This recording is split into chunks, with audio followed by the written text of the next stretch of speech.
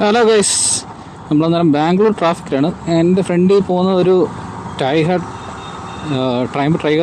900 റാലിയാണ് ഉള്ളതല്ലേ, കിടിലൻ വണ്ടി. ഇതൊക്കെ കാണുമ്പോഴാണ് ഒരു രസമുള്ളത്.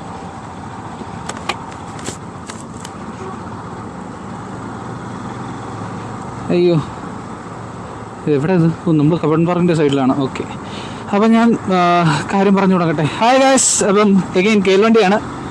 അപ്പം ഞാൻ രാവിലെ പറഞ്ഞിരുന്നു നമ്മളൊരു സ്ഥലം വരെ പോവുക എന്നുള്ളത്. എന്താ പറയുക, നമ്മൾ ബാംഗ്ലൂരുകാർക്കെല്ലാം അറിയായിരിക്കും, ഇഷ ഫൗണ്ടേഷൻ എന്ന് പറഞ്ഞിട്ട് നമ്മുടെ ചിക്ബള്ളപൂർ എന്നാണെന്ന് തോന്നുന്നു ആ സ്ഥലം പ്രൊണൗൺസ് ചെയ്യുന്നത്, എനിക്കറിയാൻ അറിയില്ല. ഓക്കെ, അപ്പോൾ അവിടെ നമ്മുടെ ആദിയോഗിയുടെ ഒരു സ്റ്റാച്യൂവും കാര്യങ്ങളൊക്കെ ഉണ്ട്. നമ്മൾ അന്നേരം അത് ഇതുവരെ കണ്ടിട്ടില്ലായിരുന്നു. പോകണമെന്നൊക്കെ വിചാരിച്ചാൽ ഇതുവരെ നടന്നിട്ടില്ല. അപ്പം അങ്ങോട്ടാണ് ഞാൻ ഇപ്പോൾ പോകുന്നത്. അപ്പം ശിവരാത്രിയായിട്ട് അവിടെ എന്തെങ്കിലുമൊക്കെ കാണാം. അവിടെ ഡെയിലി ലൈറ്റ് ഷോയും കാര്യങ്ങളൊക്കെ ഉണ്ട്. ഇതെവിടെ വന്ന് എത്തിയത് ഞാൻ? ഇതെവിടാന്ന് എനിക്ക് വലിയ പിടുത്തമൊന്നുമില്ല കേട്ടോ, പക്ഷെ അത്യാവശ്യം കാണാൻ കൊള്ളാവുന്നൊരു സ്ഥലമാണ്. നിങ്ങൾ കണ്ടുകൊണ്ടിരിക്കുന്നത് ബാംഗ്ലൂർ ട്രാഫിക്കാണ്. അപ്പോൾ നമ്മളിതൊക്കെ കണ്ട് പറ്റുകയാണെന്നുണ്ടെങ്കിൽ അടിപൊളി സാധനം. അതും കേൽ വണ്ടിയാണല്ലോ. അതും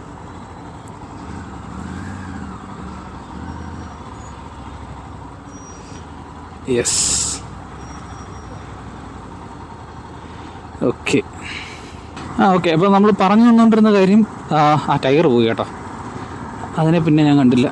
ഓക്കെ, അപ്പോൾ നമ്മൾ പറഞ്ഞു തന്നിട്ടൊരു കാര്യം, ഒരു ചിക്ബള്ളപൂരിൽ ആദിയോഗിയുടെ സ്റ്റാച്ചുവാണ് നമ്മളിന്ന് കാണാൻ ഉദ്ദേശിക്കുന്നത്. അവിടെ നിന്ന് എന്താണെന്നുള്ള എനിക്ക് ഒരു പിടിവില്ല. ഉള്ളത് ഞാൻ ഇപ്പോഴേ പറഞ്ഞേക്കാമല്ലോ, നിങ്ങളോട് ഓപ്പണായിട്ട് പറയാതെ വേറെ അവിടം വരെ പോയിട്ട് ഒന്നും കാണിക്കാതിരുന്നൊരു കാര്യമില്ല. അപ്പോൾ ഇപ്പോൾ ആദ്യം പറയാണ്, നോ ഗ്യാരണ്ടീസ് അവിടെ എന്താണ് കാണുന്നതെന്നുള്ളത്. ബാക്കപ്പ് പ്ലാൻ ഉണ്ടോ എന്ന് വെച്ച് കഴിഞ്ഞാൽ ഇപ്രാവശ്യം ഒരു ബാക്കപ്പ് പ്ലാനും കൂടെ എടുത്തു വെച്ചിട്ടുണ്ട്. അപ്പോൾ നമ്മളൊരു ഇവിടുത്തെ ഒരു റൈഡിങ് ഗ്രൂപ്പിലെ ഒരു പുള്ളിയെ ഞാൻ കോൺടാക്ട് ചെയ്തിരുന്നു. ആ പുള്ളി അന്നേരം എൻ്റെ അടുത്ത് വേറൊരു സ്ഥലം കൂടെ സജസ്റ്റ് ചെയ്തിട്ടുണ്ട്. അപ്പോൾ നമ്മൾ ബാക്കപ്പായിട്ട് അത് വെച്ചിട്ടുണ്ട്. അവിടെ എന്തോ ഫെസ്റ്റിവലോ സംതിങ് എന്തോ ഗോയിങ് ഓൺ ആണ്. അപ്പം അതാണ് ഇന്നത്തെ നമ്മുടെ ഒരു എപ്പിസോഡെന്ന് പറയുന്നത്. ഈ ബാംഗ്ലൂർ ട്രാഫിക്കിന്ന് രക്ഷപ്പെടാൻ എന്തുണ്ട് വഴി? പിന്നെ വേറൊരു കാര്യം എന്ന് പറഞ്ഞു കഴിഞ്ഞാൽ, ഇവിടെ മാപ്പ് ഇടാതെ എനിക്ക് ഓട്ടിക്കാൻ അറിഞ്ഞൂടാ. ഉള്ളത് ഞാൻ പറയാമല്ലോ. നേരെ ഓഫീസിൽ പോവുക, തിരിച്ച് വീട്ടിൽ പോവുക, അതിന് മാത്രമേ ഉള്ളൂ മാപ്പ് ഇടാതെ പറ്റുന്നത്. അല്ലാതെ വേറെ എവിടോട്ടെങ്കിലും പോകണമെങ്കിൽ എനിക്ക് മാപ്പ് ഇടാതെ ഒട്ടും പറ്റൂല. കാരണം ഇത് ചെറിയൊരു സിറ്റി അല്ല ഞാൻ വിചാരിച്ചിട്ട്. എങ്ങോട്ട് തിരിയണമെങ്കിലും മാപ്പ് ഇട്ടാലേ പറ്റൂ. അതൊരു വലിയൊരു അവസ്ഥയാണ്. എല്ലാ വഴിയും കണ്ടിട്ട് എനിക്ക് ഒരേ കണക്കാണ് തോന്നാറുള്ളത്. അങ്ങനെ ആർക്കെങ്കിലും അനുഭവം ഉണ്ടെങ്കിൽ ഒന്ന് പറയണേ കമൻ്റായിട്ട്. നിങ്ങളിപ്പോൾ കണ്ടുകൊണ്ടിരിക്കുന്നത് നമ്മുടെ എയർപോർട്ട് റോഡാണ്. ബാംഗ്ലൂർ അല്ലാത്ത ബാംഗ്ലൂരിൻ്റെ സ്വന്തം എയർപോർട്ട്, അവിടോട്ട് പോകാനുള്ള വഴിയാണിത്. എയർപോർട്ട് റോഡാണ്. അതുകൊണ്ട് അത്ര വീതിക്ക് നിങ്ങൾ കാണുന്ന ഇതാണ്. അത്യാവശ്യം തിരക്കില്ലാതെ പോകാമെന്നായിരുന്നു ഞാൻ വിചാരിച്ചത്. പക്ഷേ മാപ്പൊന്നും കണ്ടിട്ട് എനിക്കങ്ങനെ തോന്നുന്നില്ല വലുതായിട്ട്. ഇത്രയും നേരം നല്ല ഹെവി ട്രാഫിക്കായിരുന്നു. ഇവിടം വരെ വന്നപ്പോഴത്തേക്ക് എൻ്റെ വണ്ടിയുടെ എൻജിൻ ടെമ്പറേച്ചർ നിങ്ങൾ നോക്കി കഴിയുമ്പോൾ കാണാൻ പറ്റും. നിങ്ങൾക്ക് 37 ഡിഗ്രി സെൽഷ്യസ് ആണ് കാണുന്നത്. നല്ല രീതിക്ക് എൻ്റെ കാലിലോട്ടൊക്കെ ഹീറ്റ് അടിക്കുന്നുണ്ടായിരുന്നു. അത് പിന്നെ അടിച്ചടിച്ച് ശീലമായതിന് കുഴപ്പമില്ല. ഇപ്പം നമ്മുടെ ഏറ്റവും വലിയ മോളായ മോൾ ഓഫ് ഏഷ്യയാണ് നിങ്ങൾക്ക് ലെഫ്റ്റ് സൈഡിൽ കാണുന്നത്. ഞാനൊന്ന് സൂം ചെയ്ത് കാണിക്കാൻ നോക്കാം. ഓക്കെ, അപ്പോൾ എന്തായാലും ഓക്കെ, നമുക്ക് ബാക്കി റോഡിലെ കാഴ്ചകളൊക്കെ കണ്ട് ഇങ്ങനെ പോവാം. ഇതിപ്പോൾ ഒരു 6-5 പോയി. ആ വണ്ടിക്ക് ബാക്കിൽ ബ്രേക്ക് ലൈറ്റ് ഇല്ല, നമ്പർ പ്ലേറ്റ് ഇല്ല. ആ പോകുന്ന സ്പീഡിനാണെന്നുണ്ടെങ്കിൽ ഇജാതി സ്പീഡ് വേണം. ഇമ്മാതിരിയുള്ള കുറേ നാറുകളെ കാരണമാണ് സത്യം പറഞ്ഞു കഴിഞ്ഞാൽ നന്നായിട്ട് വണ്ടി ഓടിക്കുന്നവർക്കും കൂടെ ചീത്തപ്പേരാവുന്നത്. ഇതാണ്ടോ അടുത്ത വണ്ടി, നമ്പർ പ്ലേറ്റ് ഇല്ല. നമ്മുടെ നാട്ടിലുള്ള MVD കണക്കുള്ള ആൾക്കാരെങ്ങാനും ഇവിടെ ഉണ്ടായിരുന്നെങ്കിൽ, നമ്മുടെ നാട്ടിലെ കണക്കത്തെ MVD ഇവിടെ എങ്ങാനും ഉണ്ടായിരുന്നെങ്കിൽ ഇവന്മാരുടെയൊക്കെ അവസ്ഥ ആലോചിച്ച് നോക്കണേ. ഇവിടെ എൻ്റെ കഴിഞ്ഞ എപ്പിസോഡിൽ ഞാൻ കാണിച്ചു തരുന്ന ഒരു കാര്യമുണ്ട്. 200 രൂപ ഞാൻ ഫൈൻ അടച്ചെന്നാണ് ഞാനത് പറഞ്ഞത്. പക്ഷേ അതിനകത്ത് ബാക്കിയുള്ള കാര്യം ഞാൻ പറഞ്ഞിട്ടില്ലായിരുന്നു. ഇവിടെ ആദ്യം എൻ്റെ അടുത്ത് ചോദിച്ചത് 500 രൂപയാണ്. 500 രൂപ എന്ന് ഉദ്ദേശിച്ചത് എന്താ പറയുന്നത്, റെസീപ്റ്റ് ഉണ്ടെങ്കിൽ 500 രൂപ, റെസീപ്റ്റ് ഇല്ലെങ്കിൽ 200 രൂപ എന്നുള്ളതായിരുന്നു. ഇതിനു മുമ്പ് ഒരിക്കൽ എൻ്റെ നോർ പാർക്കിൻ്റെ അടുത്ത് ഞാൻ കൊണ്ടുവന്ന് വണ്ടി പാർക്ക് ചെയ്തു. എനിക്കിവിടെ വേറെ സ്ഥലം കിട്ടാതെ ഗതികെട്ട് പാർക്ക് ചെയ്തതാണ്. പക്ഷെ എന്തോ ഭാഗത്തിന് അത് പോലീസ് പിടിക്കുകയും ചെയ്തു. അനന്തരം വിത്ത് റെസീപ്റ്റ് 1000 രൂപ, വിത്തൗട്ട് റെസീപ്റ്റ് 500 രൂപ. അപ്പോൾ ഈ വിത്തൗട്ട് റെസീപ്റ്റ് ആണല്ലോ എല്ലാവരും തിരഞ്ഞെടുക്കുന്നത്. 50% ഡിസ്കൗണ്ട് തന്നതല്ലേ. അപ്പോൾ ഈ വിത്തൗട്ട് റെസീപ്റ്റ് സാധനങ്ങളൊക്കെ എങ്ങോട്ടാണ് പോകുന്നതെന്ന് നിങ്ങൾക്ക് മനസ്സിലായി കാണുമല്ലോ അല്ലേ? അപ്പം നമ്മുടെ നാട്ടിലെ പോലീസുകാരെ നമ്മൾ ചിലപ്പോൾ കുറ്റം പറയും, നമ്മുടെ MVD ഒക്കെ നമ്മൾ ഇഷ്ടംപോലെ കുറ്റം പറയുന്ന വീഡിയോസൊക്കെ ഇഷ്ടംപോലെ ഉണ്ട്. പക്ഷേ അവർ ചെയ്യുന്ന കാര്യങ്ങൾ എന്ന് പറഞ്ഞു കഴിഞ്ഞാൽ നല്ല പക്ക വർക്കാണ്. പക്ഷേ ചില കാര്യങ്ങൾ ഒഴിച്ച് ഞാൻ അങ്ങനെ എല്ലാം കൂടെ ഒന്നും പറയുന്നില്ല കേട്ടോ. പക്ഷെ എന്നാലും അവർ ചെയ്യുന്ന പല കാര്യങ്ങളും നല്ലത് തന്നെയാണ്. അത് കണ്ടിട്ടെങ്കിലും അവിടെ ഒരു റെഡ് ഉണ്ടായിരുന്നു. ഞാൻ ക്രോസ് ചെയ്തതിനു ശേഷമാണ് ഞാൻ അറിഞ്ഞത് റെഡ് ഉണ്ടായിരുന്നുള്ള കാര്യം. പോട്ടെ, ഞാൻ പറഞ്ഞു തന്നിരുന്നു MVDയുടെ കാര്യം. ഓക്കെ, അപ്പം അവർ ചെയ്യുന്ന വർക്കെന്ന് പറഞ്ഞാൽ നല്ല അടിപൊളി വർക്ക് തന്നെയാണ്. അപ്പം അവരെ അതിനകത്ത് തെറ്റുകുറ്റങ്ങളൊക്കെ ആർക്കും എന്തായാലും പറ്റുമല്ലോ. അപ്പോൾ അതേണക്കുള്ള കുറ്റങ്ങൾ മാത്രമേ നമ്മുടെ MVDക്ക് പറ്റാറുള്ളൂ. പക്ഷേ ഇവിടുത്തെ പോലീസുകാരെന്ന് പറയുന്നത് പൈസയ്ക്ക് വേണ്ടി മാത്രം പണിയെടുക്കുന്ന കുറച്ച് ആൾക്കാരാണ്. കാരണം ഞാൻ ഒരു ഇൻ്റർസെക്ഷനിൽ കൊണ്ടുവന്ന് നിർത്തിയിട്ടുണ്ട്. ഇവിടുന്ന് നമ്മൾ ലെഫ്റ്റ് അടിച്ച് കഴിഞ്ഞാൽ നേരെ നന്ദി ഹിൽസ് പോവാം. നമ്മൾ അന്ന് പോയത് ഇതുവഴിയായിരുന്നു, നമ്മുടെ ഈ സർവീസ് റോഡ് എടുത്തിട്ടാണ് പോയത്. നമ്മൾ ഇന്ന് ഇവിടുന്ന് പോണത് ഇവിടുന്ന് സ്ട്രെയിറ്റ് തന്നെയാണ്, ഹൈദരാബാദ് റൂട്ടാണ്. ഏകദേശം ഒരു 31 കിലോമീറ്റർ ഗൂഗിൾ മാപ്സിൽ കാണിക്കുന്നുണ്ട്. ഒരു 8 മണി, ഒരു 1 ഹവറും കൂടെ നമ്മൾ വണ്ടി ഓടിക്കണമെന്നാണ് കാണിക്കുന്നത്. ഓക്കെ, എന്തായാലും ഞാൻ ഇത്രയും പ്രതീക്ഷിച്ചില്ല കേട്ടോ, ഇത്രയും ദൂരം വണ്ടി ഓടിക്കേണ്ടി വരുമെന്ന്. ഞാനൊരു 1.5 ഹവേഴ്സൊക്കെ വണ്ടി ഓടിച്ചാൽ മതി എന്നാണ് വിചാരിച്ചത്. പക്ഷേ ഇതിപ്പം നമ്മൾ കൊല്ലത്ത് നിന്ന് തിരുവനന്തപുരം പോകുന്ന ദൂരത്തിലേക്ക് ഏകദേശം 3 മണിക്കൂർ വണ്ടി ഓടിക്കേണ്ട അവസ്ഥയാണ് ഈ ട്രാഫിക് കാരണം. ഈ ബാംഗ്ലൂരിൻ്റെ ഒരു ശാപം എന്ന് പറയുമ്പോൾ തന്നെ ഇതാണ് ഈ ട്രാഫിക്ക്. ഇതിനി എന്ന് നന്നാവും എന്ന് ഒരു പിടുത്തമില്ല. കാരണം ആൾക്കാരുടെ എണ്ണം എന്തായാലും കുറയാൻ പോകണില്ല. അവരനുസരിച്ചുള്ള ഇപ്പം 1000 പേർക്ക് വേണ്ടിയിട്ട് അവർ ഇൻഫ്ര കൊണ്ടുവരുമ്പോഴത്തേക്ക് അത് പണിഞ്ഞ് വരുമ്പോഴത്തേക്ക് അവിടെ 10,000 പേരാവും. അന്നേരം നമ്മൾ മെയിൻ റോഡിൽ നിന്നുള്ള ഡീവിയേഷൻ ആണെന്ന് തോന്നുന്നു. ഇവിടുന്ന് വളയാനാണ് ഗൂഗിൾ മാപ്സ് പറയുന്നത്. പക്ഷെ ഇതെങ്ങോട്ടാണ് വളയുന്നത് എനിക്ക് മനസ്സിലാവുന്നില്ല കേട്ടോ. ചിക്കബള്ളൂർ പക്ഷേ നേരെ കാണിക്കുന്നുണ്ട്. പക്ഷെ നമ്മൾ ഹൈദരാബാദിലോട്ട് തന്നെ തിരിയാനാണ് പറയുന്നത്. ഓക്കെ, നമുക്ക് ഡീവിയേഷൻ ഇല്ല. ചിക്കബള്ളൂർ എന്ത് സംഭവം, അതും KL വണ്ടി പിന്നെയും ഒരു കാറിലെവിടെ പോകാൻ വേണ്ടി വന്നതാണ്. ഹൈദരാബാദ് അങ്ങോട്ട് പോകുന്നവരാണ്. ഹൈദരാബാദിലോട്ടാണ് നമ്മൾ പോകുന്നത്, ചിക്കബള്ളൂരില്ല. അപ്പം വരുന്നവർ ശ്രദ്ധിക്കുക, വഴി ഇതാണ്. എന്തിനാണെന്നറിയില്ല, ഗൂഗിൾ മാപ്പാണ് ഇതുവഴി കൊണ്ടുപോകുന്നത്. അങ്ങനെ നമ്മൾ മെയിൻ റോഡിൽ നിന്ന് തിരികെയാണ്. ഇവിടെ എന്തോ ചെക്കിങ് ഉണ്ടോ? ചെക്കിങ് ആയിരുന്നു. ഓക്കെ, ഏകദേശം ഇനിയും ഒരു 5.7 കിലോമീറ്റേഴ്സ് നമുക്ക് ഡെസ്റ്റിനേഷനിലോട്ടുണ്ട്. അവിടെ എന്തായാലും നല്ല തിരക്കുണ്ട്. അപ്പം അവിടെ ക്ലോസ്ഡ് അല്ല എന്നുള്ള ഒരു തെളിവ് കിട്ടി. അത് ഇനി രാവിലത്തേക്കുള്ള തിരക്കാണ് ഇപ്പോഴേ, എന്താണോ എന്തോ. എന്തായാലും നമുക്ക് ഓക്കെ ഒരു 32 മിനിറ്റ്സ്, അരമണിക്കൂറും കൂടെ ഇത് കണക്കൊരു വഴി കൂടെ നമുക്ക് പോകാനുണ്ട് ഇനിയും. ഓക്കെ, നല്ല തിരക്കുണ്ട്. അപ്പം എന്തായാലും അടവല്ല എന്ന് മനസ്സിലായി. ഇനിയിപ്പോൾ അവിടെ ചെന്നിട്ട് എത്ര നേരം ക്യൂ ആണോ എന്താണോ എങ്ങനെയാണോ ഒന്നും അറിയില്ല.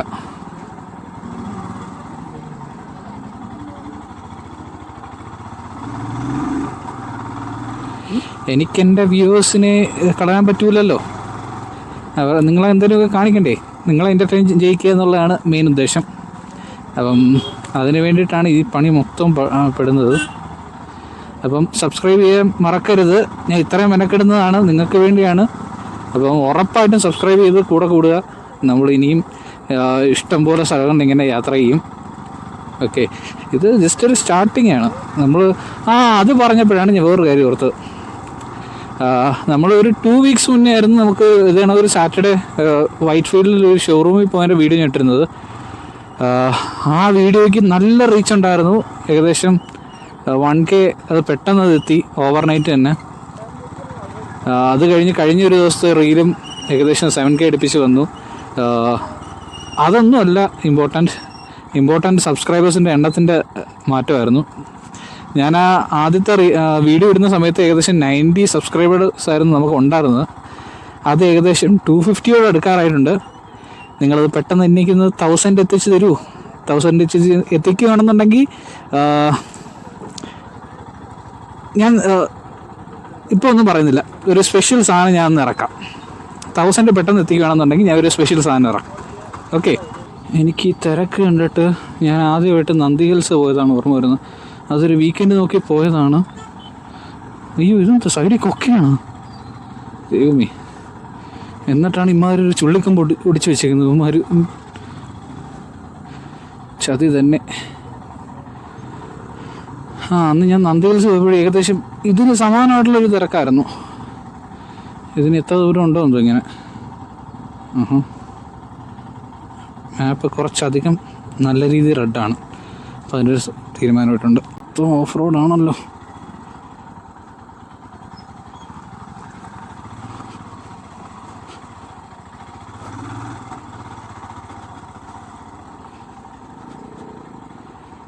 ബൈക്ക് ഇതായതുകൊണ്ട് നമുക്കിങ്ങനെയൊക്കെ പോവാം.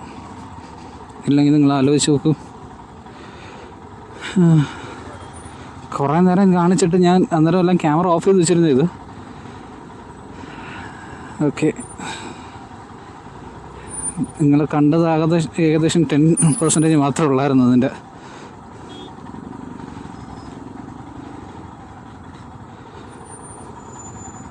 ഇത് ഇവിടെ നിന്ന് അങ്ങോട്ട് മൊത്തം ഇതാണോ? അല്ലല്ലോ, കുറച്ചും കൂടെ അല്ലേ ഉള്ളൂ ചുമപ്പ്. ഓക്കെ ഗൈസ്, എനിക്ക് ആ കവാടം കാണാൻ പറ്റുന്നുണ്ട്. നിങ്ങൾക്ക് വീഡിയോയിൽ കാണാൻ പറ്റുമല്ലോ എന്ന് എനിക്കറിയില്ല, പക്ഷേ ഞാൻ കാണുന്നുണ്ട്. അതിൻ്റെ കൂടെ തന്നെ ഞാൻ കാണുന്നൊരു കാര്യം, കിലോമീറ്ററുകളോളം ഈ ക്യൂ ഉണ്ട്. ഗൂഗിൾ മാപ്പിൽ കാണിക്കുന്നത് ജസ്റ്റ് കുറച്ച് മീറ്ററുകളല്ല, നല്ല രീതിക്ക് അത് ക്യൂ ഉണ്ട്. ഞാൻ വിചാരിച്ച ഒരു 8 മണിയാകുമ്പോഴത്തേക്കും എത്തുമെന്നാണ്. ഇത് 8 മണിയാകുമ്പോഴത്തേക്കൊന്നും എത്തില്ല എന്നാണ് എൻ്റെ മനസ്സിപ്പോൾ പറയുന്നത്. നല്ല രീതിക്ക് ക്യൂ ഉണ്ട് കേട്ടോ, കിലോമീറ്റർ കണക്കിനുണ്ട് ക്യൂ. നിങ്ങൾക്ക് ഇതിന് കവാടം കാണുന്നു പറഞ്ഞിട്ടാ ഞാൻ അടുത്തെത്തി. പക്ഷേ ഫോൺ എടുത്ത് കാണിക്കാനുള്ളൊരു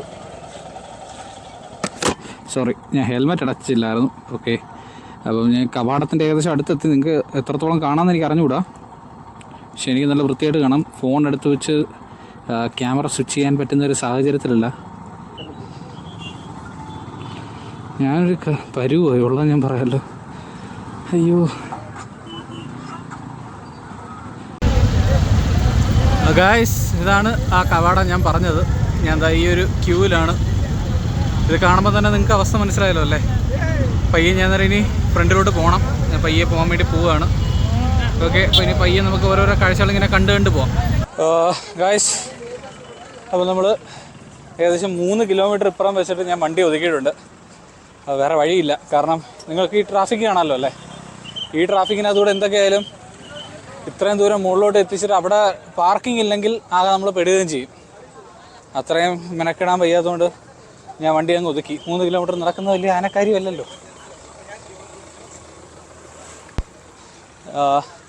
അതിൻ്റെ ഓഡിയോ കറക്റ്റായിട്ട് കിട്ടുന്നുണ്ടെന്നാണ് എൻ്റെ വിശ്വാസം.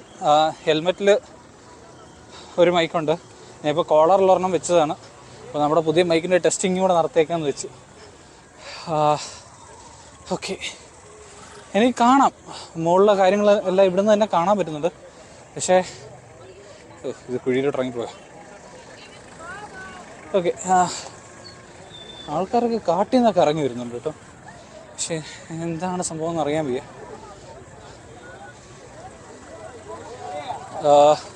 നിങ്ങൾ കാണുന്നുണ്ടോ ദൂരെ ഒരു മല?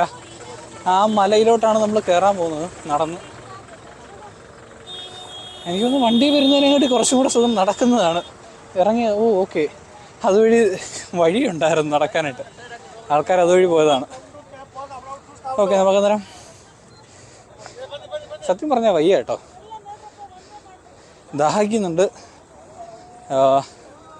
എന്താ പറയുക, നാളെ നാം എത്തിയാലേ എന്തെങ്കിലും ഒരു മനസമാധാനം ഉള്ളൂ. അതാണ് ഇപ്പോഴത്തെ അവസ്ഥ. ഒരു സനപ്പ് വാങ്ങിച്ചത് ഏകദേശം 25 രൂപയായി. 5 രൂപ എക്സ്ട്രാ ആണ്. ആദ്യമേ 30 പറഞ്ഞു, ക്യാമറ കയറുകൊണ്ട് തന്നെ വിടാൻ തോന്നുന്നു 5 രൂപ കുറച്ചത്.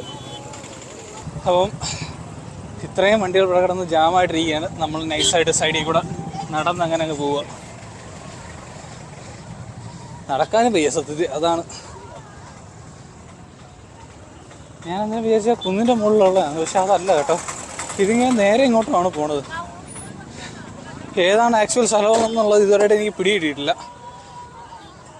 നമ്മൾ ബൈക്കിനകത്താണ് കുറച്ചും കൂടെ മുമ്പിലോട്ട് വന്നതെന്നുണ്ടെങ്കിൽ ശരിക്കും നമ്മൾ പെട്ടാണ് കേട്ടോ, അതുള്ളതാണ്.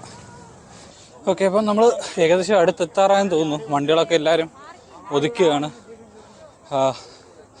റോഡിലിപ്പോൾ കൂടുതലും നടന്നു പോകുന്നവരാണ്. പക്ഷേ നമ്മൾ വിചാരിച്ച കാര്യങ്ങളൊന്നും ഞാൻ ഇതുവരെ കണ്ടിട്ടില്ല. അത് എവിടെയാണെന്നുള്ളത് എനിക്ക് അറിയത്തില്ല. അയ്യോ, ഞാൻ കുന്നിൻ്റെ മുകളിലാണോ?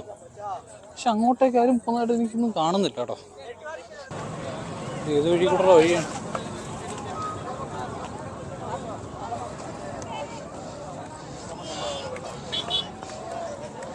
ഏതൊക്കെ കാട്ടുവഴി കൂടെ പോകണം. നിങ്ങൾക്ക് എല്ലാം കാണാൻ പറ്റുന്നൊന്നുമില്ല, എനിക്ക് അറിഞ്ഞൂടാ കേട്ടോ. എനിക്കൊന്നും കാണുന്നില്ല പേഴ്സണലി, അത് വേറെ കാര്യം.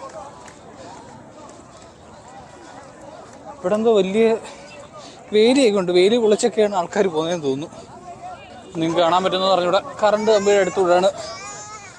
ഈ ഫെൻസ് ഇലക്ട്രിഫൈഡ് ആണ്. അതിനകത്ത് കറണ്ട് ഇപ്പോൾ ഉണ്ടോ ഇല്ലെന്ന് അറിഞ്ഞൂടാ. പക്ഷേ നമ്മൾ അതിൻ്റെ അടുത്തൂടെയാണ് പോകുന്നത്. ഒന്നും കാണുന്നില്ല, അത്രയ്ക്ക് ഇരുട്ടുണ്ട്. ഇവിടെ അങ്ങ് ലൈറ്റുള്ള ഏരിയ ഒന്നുമല്ല. പക്ഷെ ആൾക്കാർക്കൊരു കുറവില്ല കേട്ടോ.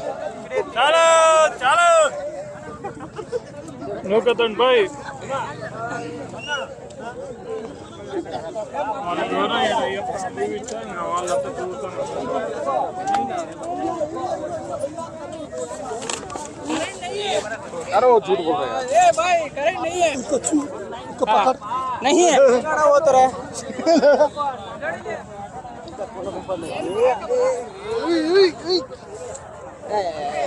अल्लाह और सही सही रे चप्पल और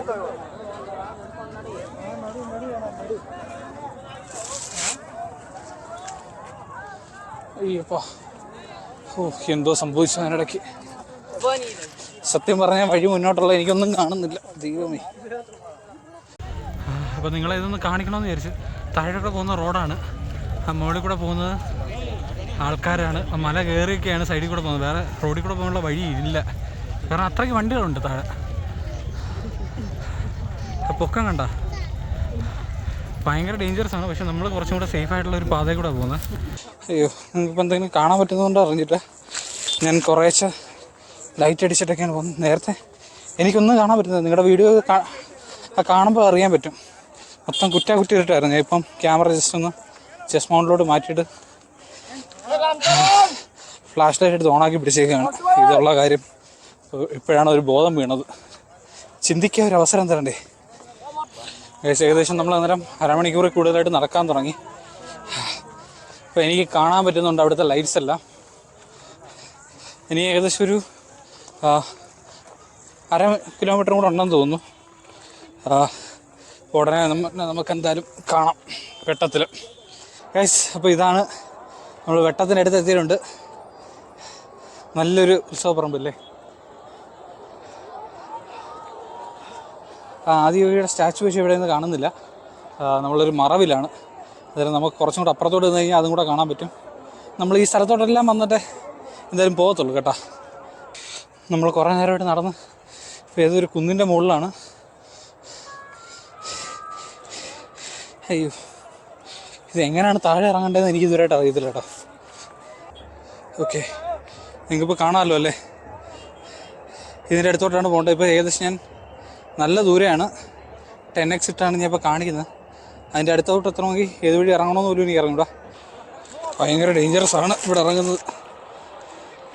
ഒന്ന് വിട്ട് കഴിഞ്ഞാൽ അങ്ങ് താഴെ പോകും. നമുക്കെങ്ങും പിടിക്കാനില്ല എന്നുള്ളതാണൊരു പ്രശ്നം. കഴിച്ച് എന്നാലും ഞാൻ അവസാനം ഇവിടെ എത്തിയിട്ടുണ്ട്.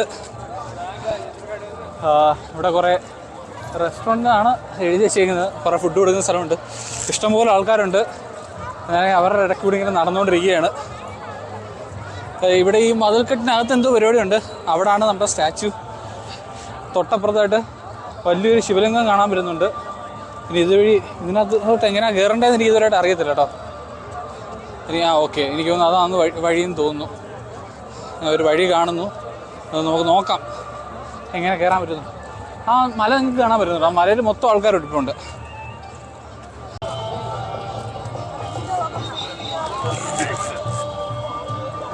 ഓക്കെ, നമ്മളന്നേരം കയറിയിട്ടുണ്ട്. നിങ്ങളിനി കേൾക്കുന്നത് ഞാൻ പറയുന്നതാണോ ഇനി ഏതൊരു സായിപ്പ് വന്നിട്ട് ഗിറ്റാർ വായിക്കുന്നുണ്ട്? ആരാ? സാഹിബല്ലേ? കൊള്ളാലോ.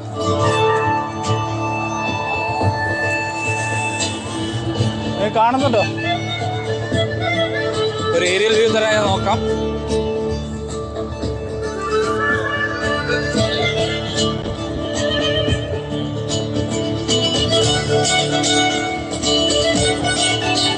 കൊള്ളാലോ.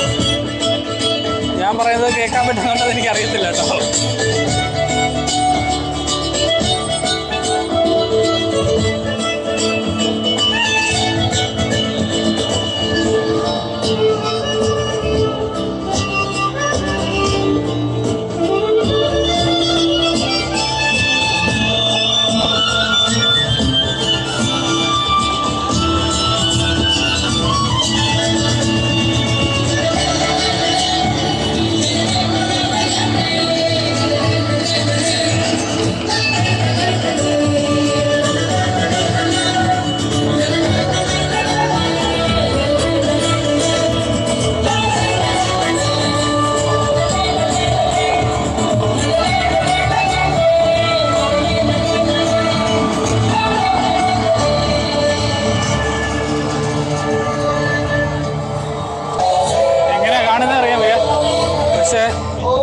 ഇത് നിങ്ങൾ വന്ന് അനുഭവിച്ചല്ലേ മനസ്സിലാവത്തുള്ളൂ.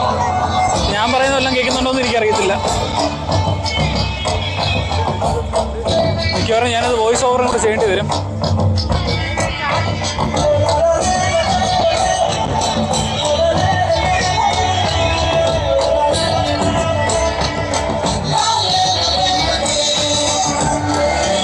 The magic of soil is it turns death into life.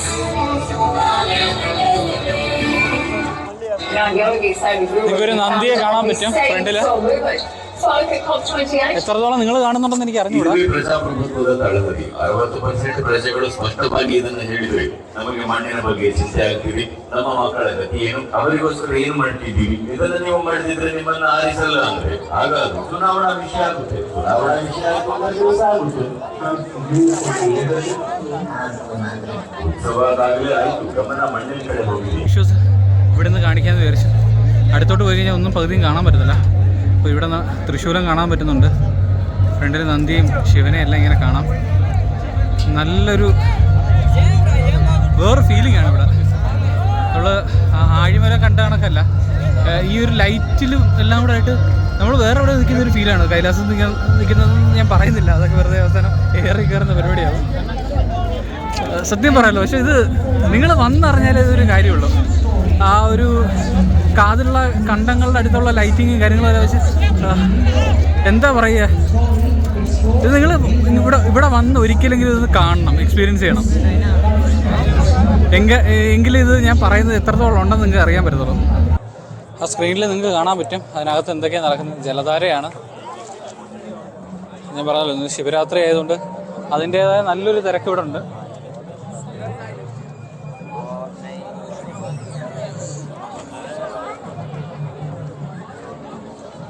ഏത് വഴിയാണ് അകത്തോട്ടെന്നുള്ളത് ഒരു കൺഫ്യൂഷനാണ് ഇപ്പോഴും.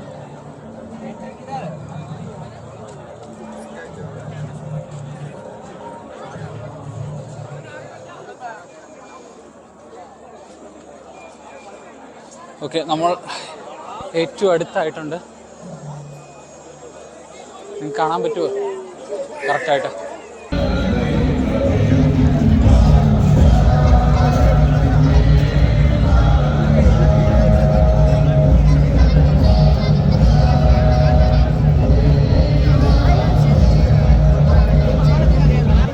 ഞാനിപ്പം തൽക്കാലം നടന്ന് കയറുകയാണ് മുകളിലോട്ട്. നമ്മൾ ഏകദേശം തൊട്ടടുത്തായിട്ടുണ്ട്. ഇനി കുറച്ച് സ്റ്റെപ്പുകളും കൂടെ ഞാൻ മുകളിലോട്ട് കയറി കഴിഞ്ഞാൽ ഏകദേശം ഏറ്റവും മുകളിലാവും. എൻ്റെ സ്ക്രീനിൽ തികയുന്നില്ല സത്യം പറഞ്ഞു കഴിഞ്ഞാൽ.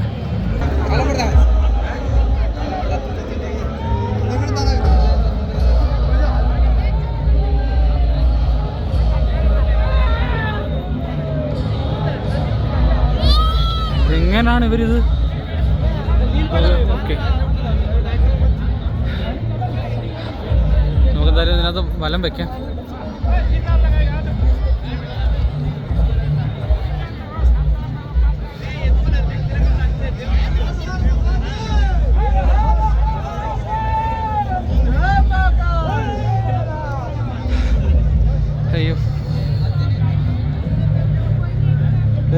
വരുമ്പോഴത്തേക്ക് എന്തോ ഒരു പ്രത്യേക ഒരു അനുഭൂതിയാണ്.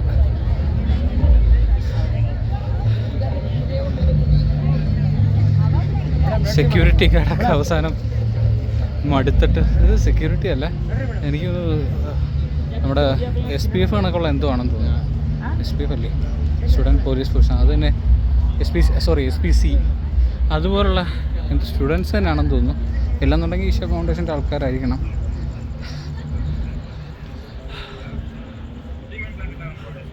നിങ്ങളിതിൻ്റെ ബാക്ക് സൈഡാണ് സത്യത്തിൽ കാണുന്നത്.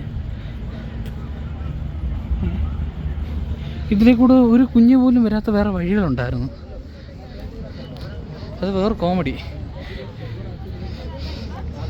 അയ്യോ,